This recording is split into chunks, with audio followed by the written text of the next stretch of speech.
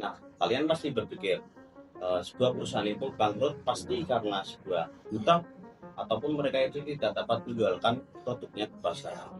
Ini benar, tapi terdapat faktor lain, faktor internal dalam sebuah perusahaan. Yang mana pada faktor internal ini terdapat sebuah celah-celah yang tidak dapat dilihat ataupun dijangkau yang memungkinkan terjadinya adanya kecurangan atau fraud. Nah, lanjut, dalam ilmu akuntansi ini terdapat sebuah siklus di mana mengatur sebuah barang itu keluar, barang itu didapatkan oleh siapa dan dari mana, untuk kepentingan apa. Nah, siklus ini itu dikenal dengan siklus pengeluaran atau expenditure cycle. Nah, mari kita mulai dari sebuah pertanyaan. Bagaimana sebuah perusahaan itu menjalankan siklus pengeluaran? Apakah mereka itu menjalankannya untuk kepentingan organisasi atau untuk kepentingan pribadi? Izinkan kelompok kami untuk memaparkan sedikit mengenai siklus pengeluaran. Secara konseptual, siklus pengeluaran merupakan serangkaian aktivitas bisnis yang dimulai dari permintaan barang atau jasa hingga pembayaran kas. Terdapat 4 tahapan yang digunakan. Yang pertama yaitu purchase requisition dan purchase order, yaitu identifikasi kebutuhan dan pembuatan pesanan secara resmi. Yang kedua ada receiving, yaitu penerimaan fisik barang atau jasa yang telah pesan. Yang ketiga ada invoice approval, yaitu persetujuan atas tagihan vendor setelah dilakukan catatan 3 dokumen. Yang keempat ada cash disbursement, yaitu pencairan pembiayaan kepada vendor yang telah melewati verifikasi.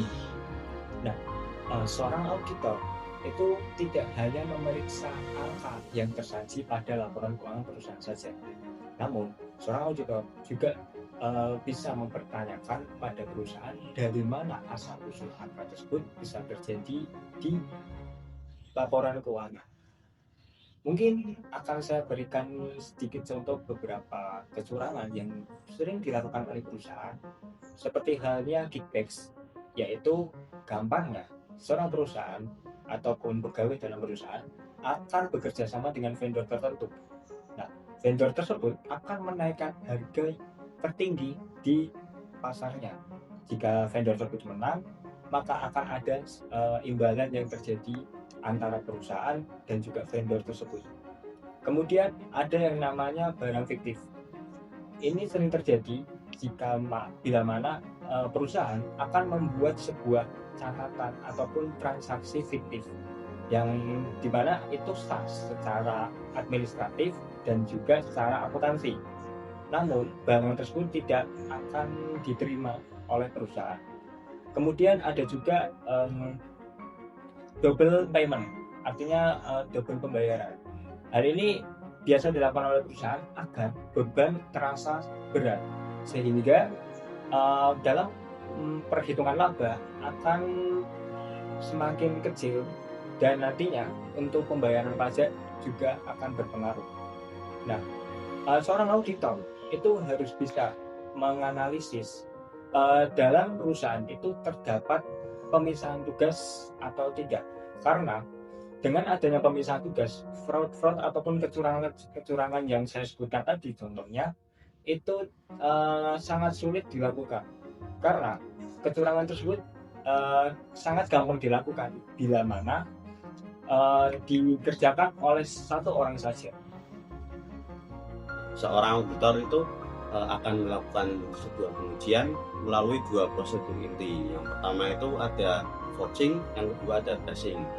Nah, kita mulai dari vouching. Vouching itu seorang auditor akan melakukan penelusuran terhadap bukti-bukti invoice, berupa invoice agar sesuai yang ada pada besar. Nah, lanjut pada tracing, di mana itu seorang auditor akan melakukan mengambil sampel sebuah bukti invoice untuk agar nominalnya itu sesuai yang ada pada bukti besar. Nah, keduanya ini sangat penting untuk menghindari sebuah understatement dan overstatement. Selain itu, seorang auditor akan melakukan pengujian substantif terhadap saldo utang piutang perusahaan tersebut terhadap perusahaan yang bersangkutan. Seorang auditor akan menerbitkan sebuah surat konfirmasi yang nantinya akan dikirim ke perusahaan yang bersangkutan terkait dengan saldo utang piutangnya, apakah sudah sesuai dengan catatan laporan keuangan perusahaan yang diaudit atau belum. Jikalau memang belum sesuai, maka auditor akan berhak melakukan penelusuran terhadap perbedaan saldo utang piutang tersebut. Audit bukan sebagai penggambar operasional, melainkan sebagai instrumen untuk memastikan 3 hal mendasar. Yang pertama yaitu efisiensi proses, yang kedua otorisasi yang sah atas setiap transaksi, yang ketiga akurasi pencatatan keuangan. Nah, jadi audit siklus pengeluaran bukan hanya untuk memastikan keberadaan sebuah barang, tapi juga memastikan adanya transaksi itu sesuai dengan pencatatan.